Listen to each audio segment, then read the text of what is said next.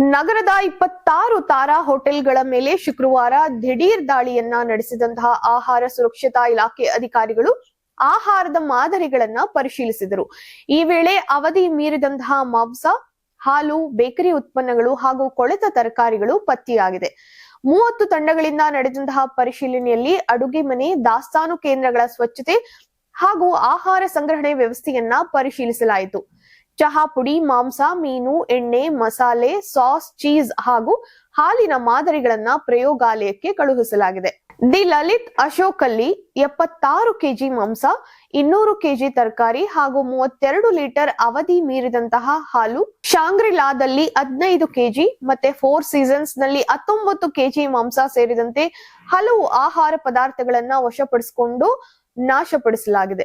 ಸ್ವಚ್ಛತೆ ಕಾಪಾಡದಿರುವುದು, ಸಸ್ಯಾಹಾರಿ ಮಾಂಸಾಹಾರಿ ಆಹಾರವನ್ನ ಪ್ರತ್ಯೇಕವಾಗಿ ಸಂಗ್ರಹಿಸದಿರುವುದು ಹಾಗೂ FSSAI ನಿಯಮ ಉಲ್ಲಂಘನೆ ಸೇರಿದಂತೆ ಹಲವು ಲೋಪಗಳು ಪತ್ತೆಯಾಗಿದೆ. ತಪ್ಪಿತಸ್ಥ ಹೋಟೆಲ್ಗಳ ವಿರುದ್ಧ ದಂಡ, ಪರವಾನಗಿ ರದ್ದು ಸೇರಿದಂತೆ ಕಾನೂನು ಕ್ರಮ ಕೈಗೊಳ್ಳಲಾಗುವುದು ಎಂದು ಇಲಾಖೆ ತಿಳಿಸಿದೆ.